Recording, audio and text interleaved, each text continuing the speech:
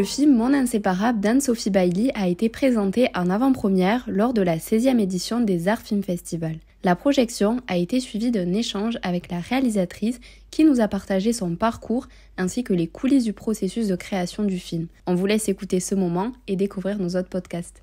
Bonne écoute. Voilà, eh bien on peut applaudir Anne-Sophie.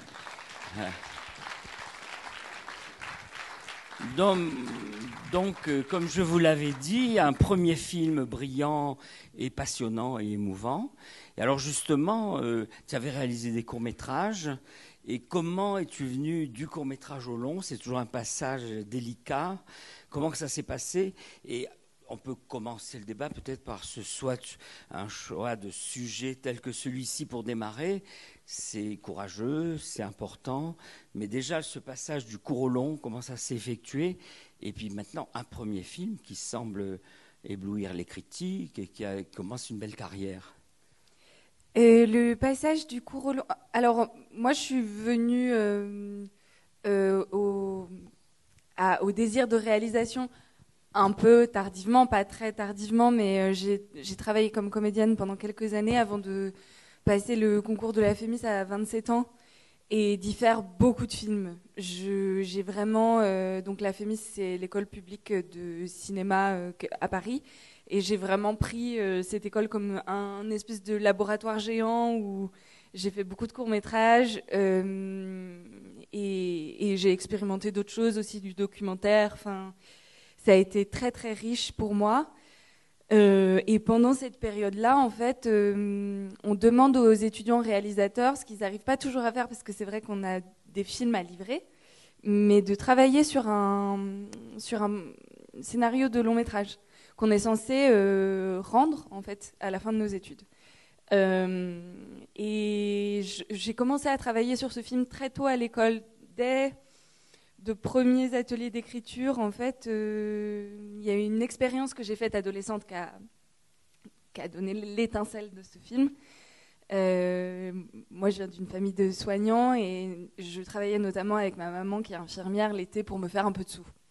Et elle travaillait en maison de retraite. Pendant un temps, elle a fait aussi beaucoup de services, mais pendant un temps, elle était en maison de retraite. Et donc, je m'étais retrouvée dans cette maison de retraite pour faire de l'accompagnement au voyage. Ils faisaient un petit voyage et il fallait pousser les fauteuils, écrire des cartes, tout ça, quoi, tous les trucs de petites mains quand le groupe est tous ensemble. Et dans ce groupe-là, il y avait deux femmes qui m'avaient vraiment fascinée, une maman et sa fille. Donc la maman était octogénaire et sa fille avait une 60aine d'années. Elle s'appelait Yolande. Et elles avaient toujours vécu ensemble. Et quand la maman avait eu besoin de soins et d'assistance, il n'y avait pas eu d'autre solution trouvée que de celle de les mettre ensemble en maison de retraite. Sauf que Yolande, elle avait 60 ans, elle était en pleine forme physique. Elle avait certes un petit retard qui faisait qu'elles avaient toujours vécu ensemble. Un petit retard intellectuel, mais en dehors de ça, voilà, elle était quand même dans un contexte très particulier. Et j'observais beaucoup leurs relations. Et je suis restée en contact avec Yolande assez longtemps. Et je trouvais qu'en fait, dans cette relation, il y avait toutes les composantes de la complexité de l'amour filial et de la famille qui étaient mises sous la loupe du handicap, en fait. Et que tout cet amour, presque cette fusion parfois, était matiné de tellement de conflits, de désirs de liberté, mais tout était énorme. Et ça m'a fascinée, parce que je m'y retrouvais complètement, et dans le même temps, c'était extrêmement tendu, par les années, par la codépendance qu'elles avaient construite, etc. Et c'est le déclic qui t'a donné l'idée donc de ce film. Et dans ton film, en effet, on comprend et on retrouve cette thématique totale entre cette mère et son fils. Et c'est fascinant et on sent bien justement tous ces tiraillements, le poids qu'elle a et en même temps l'amour qu'elle porte à son fils qui grandit et qui peu à peu va y échapper. Alors je vais me tourner quand même vers vous très vite pour que si vous y a déjà des questions réflexes, des questions rapides, si vous en avez, n'hésitez pas et soyez pas timide. Je sais que vous l'êtes pas trop ici, donc dans le cinéma, donc n'hésitez pas.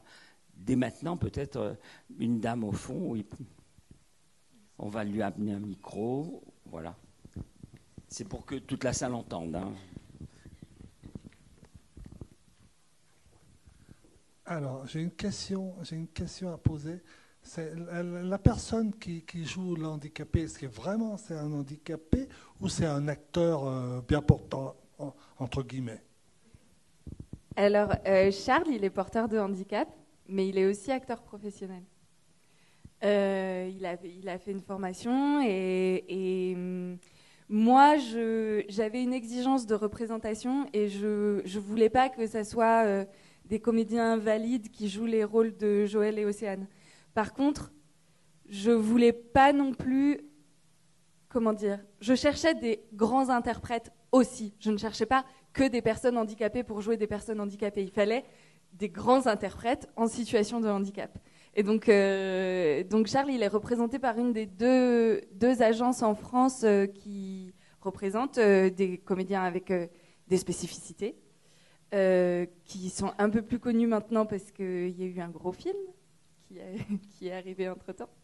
C'est l'agence du Cristal et l'agence Singulariste. Et Charles est représenté par l'agence Singulariste. Mais j'ai fait les deux. J'ai fait du casting dit sauvage en ESAT et du casting par le biais soit de compagnies qui étaient des ESAT artistiques parfois, telles que l'Oiseau-Mouche dans le Nord et tout ça, soit ces agences-là. Et donc le résultat, c'est que le jeune homme qui joue Joël, Charles, il est comédien, formé, en situation de handicap, mais avant tout un grand comédien. Et Julie, c'est une grande comédienne, et on a découvert ensemble que c'était une grande comédienne. Elle n'avait jamais joué avant. Ah oui, c'était son premier film. Complètement, ouais. Une autre question peut-être, sinon on va continuer, puis vous pourrez nous arrêter pour nous poser des questions. Alors on parlait du rôle du jeune homme, et la mère, le choix de Laure Calamy, comment s'est-il fait? Laure, c'est pas arrivé tout de suite. En fait, j'ai commencé à chercher ce jeune homme. Madame le dit très justement, il y avait quand même un grand défi sur qui allait interpréter ce jeune homme-là. Et je savais pas vraiment les méandres que ça allait prendre et le temps que ça allait prendre. Donc c'est le casting que j'ai commencé en premier. Donc on a lancé les deux pistes, le casting sauvage et le casting de professionnels en situation de handicap. Et on est arrivé à un moment où j'avais quelques jeunes hommes que je trouvais très convaincants. Et je me suis rendu compte qu'ils étaient un petit peu plus jeunes que dans mon scénario. Mon Joël, je l'avais écrit à 35 ans. Et les jeunes hommes que je voyais, ils avaient plutôt 27, 28. Et ceux dont je sentais, je ne sais pas, qui se fondaient dans le souffle du film, qui est le souffle d'une émancipation et d'un désir d'émancipation très fort, ben, c'était des jeunes hommes qui étaient un peu plus jeunes. Donc ça m'a fait repenser Mamona, parce que je me suis toujours dit qu'ils avaient un écart d'âge qui était très petit. Il fallait rééquilibrer les âges. Ouais, il fallait rééquilibrer les âges et je savais qu'elle l'avait eu jeune et je savais que de façon très injuste, mais mes personnages sont injustes les uns avec les autres, enfin, en tout cas je les regarde pas de façon morale, elle lui en veut de lui avoir gâché sa jeunesse. C'est une des choses qu'elle lui reproche. Donc ça me paraissait très important que je garde cet écart voilà, d'une vingtaine d'années entre les deux, pas plus. Et donc je me suis mis à commencer à réfléchir aux comédiennes de la génération de Laure. Et Laure, par contre, ça a été une évidence. Il y a quelque chose... Moi, la première fois que j'ai vu Laure, j'ai eu la chance, parce que je suis une théâtreuse, j'ai travaillé au théâtre comme comédienne, donc j'ai eu la chance de la voir au théâtre. Et c'est une femme, c'est peut-être pas la première image que vous avez d'elle, je sais pas, mais pour moi, c'était une immense tragédienne avant tout. Et quelqu'un capable de se mettre dans des états limites et d'aller très profond dans une forme dans une grande faille d'elle-même. Et après, évidemment, je l'ai vue à la télévision et au cinéma, et j'ai vu ce qu'elle avait aussi de très d'une grande vitalité, de quelque chose de beaucoup plus ramassé. Mais je trouvais que la coexistence des deux, c'était très intéressant pour ce personnage, d'aller chercher quelque chose de très tonique, comme ça, et dans le même temps des abîmes de questionnement, des grandes failles. Et ça a été une évidence. Et ensuite, Laure, elle m'a donné un peu de temps avec les 2 comédiens auxquels je pensais pour le rôle de Joël. Et de la même façon, il y a eu une évidence avec Charles. Il y a eu quelque chose qui s'est... Le couple s'est créé, quoi. Ouais, il y avait quelque chose qui était très beau entre les deux, très naturellement. Il y avait une physicalité. La première fois qu'ils se sont vus, on dirait pas comme ça, mais Laure, c'est une personne qui est très volubile et très chaleureuse et tout ça, mais c'est pas une personne très tactile. Et lors d'une des premières improvisations, Charles l'a pris dans ses bras et j'ai l'image de la directrice de casting qui filmait ce casting-là. Et c'est vrai que ces 2 corps qui sont pas du tout en représentation, qui sont juste... il y a quelque chose d'une grande vérité dans l'image de 2 dans les bras l'un de l'autre. Et Laure, on s'est appelé après, et elle me l'a redit. Elle m'a dit, il s'est passé quelque chose, le moment où, moi j'aime pas ça, et le moment où ce jeune homme m'a pris dans ses bras, il s'est vraiment passé quelque chose. Donc il y avait une forme de chose qui préexistait entre 2, qui m'a beaucoup aidée à travailler, énormément. D'autres réactions?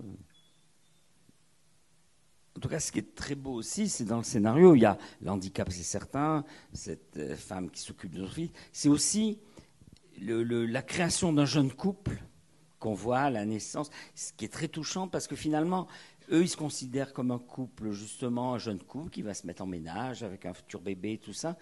Et elle perd pied parce que tout d'un coup, elle se rend compte que la vie normale rentre dans sa vie alors qu'elle a toujours super protégée. Et elle commence à penser à sa propre vie. Donc il y a une sorte de balance qui s'équilibre. Et c'est ce qui fait l'intérêt du film. C'est qu'on a d'accord l'handicap, tout ça, mais on a aussi les problèmes qu'on peut avoir dans la vie. Seul un jeune couple, il va couper le cordon vraiment, puisque ça y est, il va quitter le domicile parental. En fait, voilà.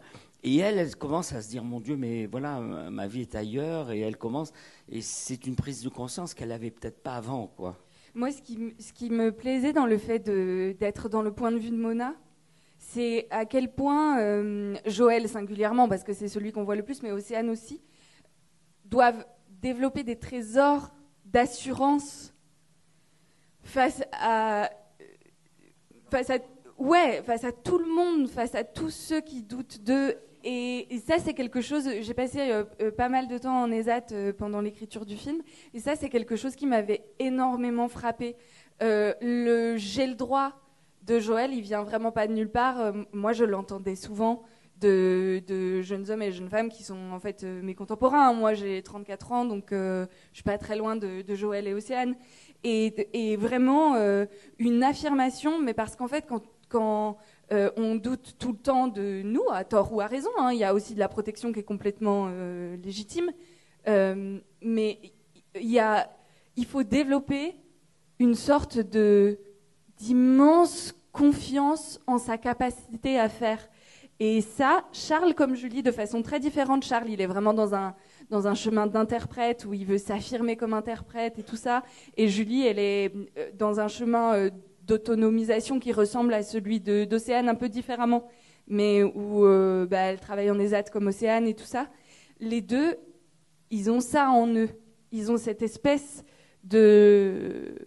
d'assurance qui, moi, je la vois passer par... à la fois certaines répliques de Charles qui, je trouve, sont chargées d'une chose tellement centrée et tellement vraie, et aussi dans le regard de Julie, quelque chose où ils imposent leur désir. Et je trouvais intéressant d'être dans la place de celle à qui ils imposent ce désir. Et qu'est-ce que ça fait bouger, qu'est-ce que ça ébranle, et quelle carte ça rebat. Alors, vous êtes très sage, hein, ouais. Oui, une question là-bas. Bon, tout d'abord, j'ai trouvé que ce film était magnifique pour votre premier film. Franchement, félicitations. Je voulais vous poser une question. J'ai trouvé le début du film, la scène de la piscine qui était magnifique, qui était très lumineuse, très poétique. Et le film se termine sur les 3 personnages dans une ambiance très sombre. Je voulais savoir pourquoi vous avez choisi cette scène finale. Cette scène finale, alors pour moi c'est 2 bulles différentes, hein, mais il y a quand même, j'aime pas trop dire ça parce que j'ai vraiment l'impression de m'auto-analyser, donc pardon, mais c'est quand même un peu le bain amniotique du début et la fusion, la dyade, tout ça, j'arrête de m'auto-analyser et je passe à la scène de fin.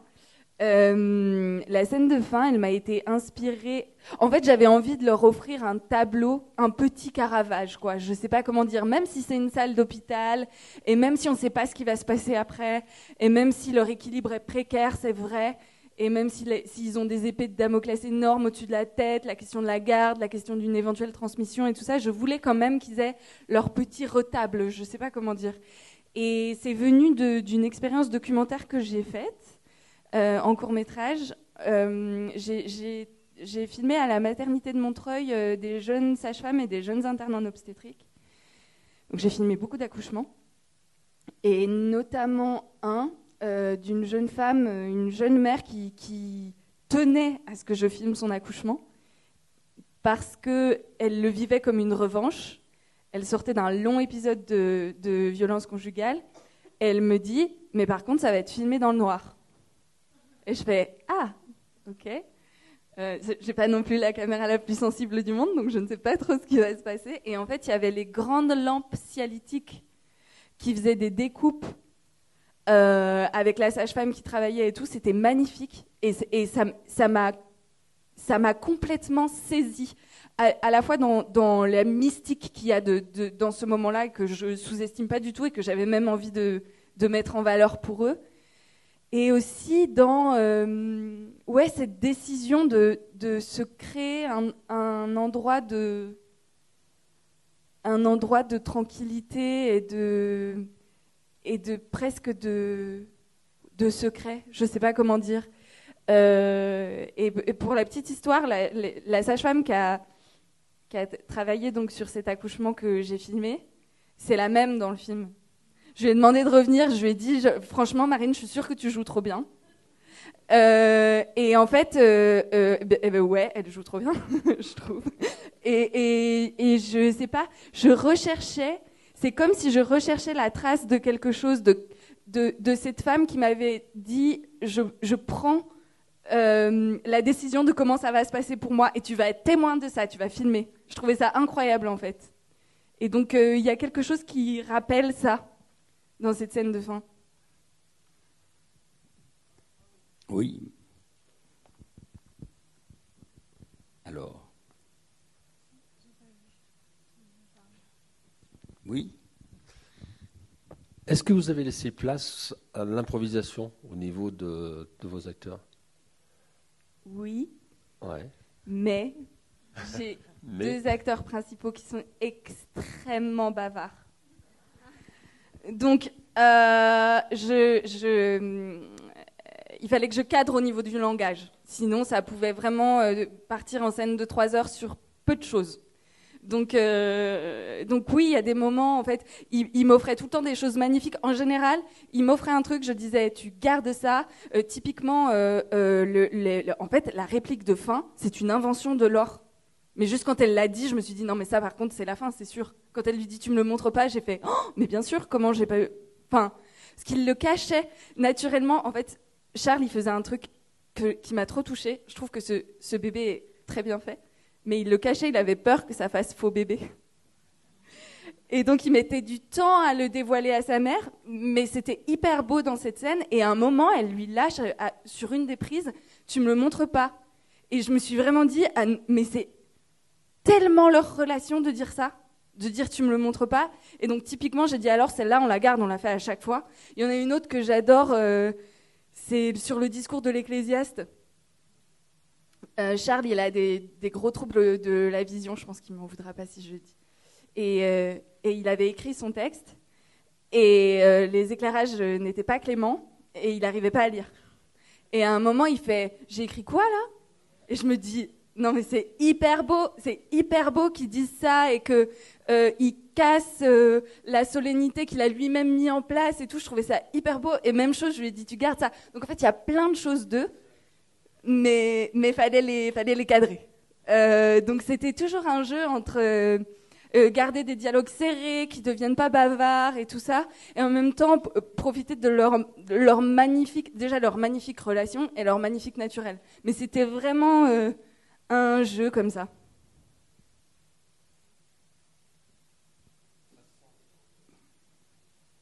Moi, je voulais aborder aussi la séquence de l'escapade, du faux voyage vers le pôle Nord, voilà, et qui est une séquence aussi très forte. Et puis, il y a la présence de cet homme aussi, parce que cet homme de rencontre et tout ça, où elle commence à réaliser justement qu'il y a une autre vie qui est peut-être pour elle et tout ça. Et de ce choix on est dans le Nord avec le côté fête et tout ça. Comment ça s'est décidé dans le scénario, justement, ça? La première chose qui m'importait, c'est que je me disais qu'un duo qui avait été sclérosé aussi longtemps dans une forme de fonctionnement à deux, très, très fermé comme ça, il allait falloir un déplacement géographique pour que quelque chose advienne. Je ne voyais pas comment quelque chose allait advenir dans cet appartement, cet institut, cet ESAT, et où tout avait un rouage très précis depuis toujours. Je me disais, à un moment, il y en a un qui doit prendre la tangente, et vraisemblablement, c'est elle. Il faut casser une routine qu'ils avaient installée, quoi. Et puis je me suis mis à sa place et je me suis dit, mais moi, si j'étais dans cette situation, je dériverais vers le père de Joël. Vraiment. Et c'est ça qui a guidé cette forme de mini-cavale à deux. J'avais aussi en tête un film que j'adore, qui est Gloria de Cassavetes. Alors, c'est pas tout à fait, c'est pas la même chose, mais par contre, il y a une chose que j'adore dans ce film, c'est que donc c'est l'histoire d'une ancienne prostituée qui est voisine d'une famille qui se fait décimer par la mafia. Il reste juste un petit garçon. Et elle aime pas les enfants et elle se retrouve à devoir prendre soin de ce petit garçon, sauf qu'elle a des liens avec la mafia et que donc il sillonne la ville dans une cavale un peu sans but pour échapper à ces gens. Et en fait, cette cavale, concrètement, narrativement, elle n'a pas vraiment d'importance, sauf qu'elle permet à leur relation d'évoluer. Et je trouvais ça trop beau. Je me disais, il faudrait que de la même manière, il y a quelque chose, un mouvement forcé qui les oblige à... Et c'est comme ça qu'est venue cette escapade dans le Nord. Je savais aussi que j'avais envie que ce père, il ait mis une frontière entre les deux, qu'il soit pas loin, mais qu'il ait mis une frontière. Donc c'est comme ça que ça s'est construit. Et après, ils étaient à un point dans l'écriture où je me suis dit, mais la meilleure chose qui puisse leur arriver, c'est qu'ils se perdent. Et si il y en a qu'un qui peut prendre cette décision-là, parce que Mona n'abandonnera jamais Joël sciemment, donc c'est Joël qui doit la planter, quoi. Et petit à petit, ça s'est mis en place. J'avais connaissance de ces fêtes belges qui m'intéressaient beaucoup aussi pour une raison un peu de sous-texte, qui est que c'est des fêtes qui sont les héritières des fêtes des fous des Flandres. Donc qui sont en fait des vieilles mises en scène des fous, donc de la maladie mentale, du handicap, des marginaux, tout était mélangé à l'époque. Et je trouvais beau que j'adore ce plan, ce dézoom où il est à la fois tellement singulier parmi les autres parce que nous on le connaît, et tellement comme les autres parmi les autres. Et c'est sa première fête, quoi. Il y a quelque chose où c'est sa première vraie connerie. Et il me touche beaucoup ce moment. Donc ça servait... Enfin, c'était ça le... Ouais. Alors, d'autres questions? Écoutez, vous... Oui. Voilà. Bonsoir et félicitations pour le film, c'était magnifique, très émouvant. Et ma question est un petit peu anecdotique, mais le comédien belge, c'est un comédien flamand. Et alors, je voulais vous demander, moi je suis de Charleroi, et donc je me demandais pourquoi ces allusions à Charleroi alors qu'il n'y a aucune scène filmée à Charleroi, parce que c'est la Ducasse de Hâte, la fête des géants. C'est Hâte. Ouais, c'est donc Hâte. voilà, je voulais savoir pourquoi ces références à Charleroi. On s'était fait une petite géographie et on s'était dit... Alors, au début, j'ai vu des comédiens wallons parce que, en fait, dans la géographie du film, je suis très précise. J'écris mes scénarios sur Google Maps. Je me balade sur Google Maps et je me dis, ils mettent tant de temps pour aller là et tout. J'adore faire ça. Mais donc, je savais qu'elle avait ce père qui n'était pas très loin d'Ath. Et qu'elle avait cet amant qui était un peu plus loin, mais qu'il était possible de faire un entre-deux. C'était ça ma triangulaire. Et donc j'ai vu beaucoup de comédiens wallons, j'étais pas convaincue et tout. Et à un moment, je rencontre Gert, qui est flamand, et je me dis mais en fait ça peut et qui est francophone, ça n'aurait pas marché sinon. Mais qui est francophone, et je me dis mais en fait ça peut être un flamand qui vit à Charleroi depuis pas longtemps, c'est pas du tout déconnant. Je me dis je vais le foutre à Charleroi, et c'est vrai qu'après il y a plein de blagues sur Charleroi, je suis vraiment désolée mais c'est vrai. Mais après je tiens à dire que je viens de Pontarlier, et le rond-point de Pontarlier a le rond-point qui a été élu le plus moche du monde, donc vous et moi on partage quelque chose.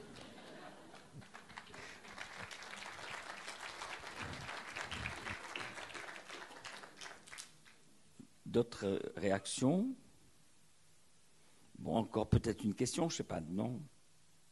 Moi, je vais en poser une quand même. De l'amant, justement, on peut en parler de cet homme. Elle est bien tombée, je crois. Elle a eu de la chance. Donc... Elle ne peut pas toujours pas avoir de balle aussi. On sent qu'il y a un avenir peut-être dans ce couple-là. Ouais, moi j'aimais beaucoup... La sexualité, c'est très important dans le film, et c'est aussi une voie pour eux d'émancipation, pour lui comme pour elle. Lui dans sa sexualité empêchée, mais qui décide quand même de prendre à bras le corps, son mauvais jeu de mots. Et elle, dans cette libération que finalement ce fils lui autorise en imposant sa liberté. Et c'est vrai que il y avait des figures masculines qui étaient quand même dures dans le film. Il y a quand même une figure d'une grande lâcheté, il y a une figure terrifiée qui est très en colère, qui est le père d'Océane. Enfin, et j'avais envie d'écrire une figure hétéro qui échappe un peu, puis qui échappe un peu aux stéréotypes. Donc c'est vrai que ça passe aussi par la sexualité. Moi j'aime beaucoup que ça commence par un raté entre eux. Je crois que c'est fréquent et beau. Et j'aime beaucoup aussi que l'extase ne vienne pas exactement de la façon dont on l'attend, qu'elle arrive plus tard, que ça implique qu'elle ait franchi un pas aussi dans son évolution à elle. J'avais envie de sortir un peu du script hétérosexuel très cadré, tout ça. Mais c'est vrai que le comédien m'a beaucoup aidée. C'est-à-dire que Gert, il a quelque chose où il inspire ça, il a une masculinité qui est très particulière, qui n'est pas du tout stéréotypée, et qui, dans le même temps, ne procède pas forcément de ce qu'on pourrait appeler le féminin, encore que je ne sais pas ce que c'est, mais qui a quelque chose que je trouve très charmant, et dans le même temps très ouvert, une masculinité un peu 2.0, que je trouvais pleine d'espoir. Voilà. Très bien. Écoutez, on peut applaudir Anne-Sophie. Voilà. Et alors, on a avec nous Grégory Petrel, qui est le distributeur de films. Ce sont les films du Losange. Et il va sortir, dis-nous la date. Le 25 décembre, je vous ai déjà dit, je crois. Mais oui, on va le répéter. Voilà. En tout cas, bravo à nouveau. Voilà. Merci beaucoup.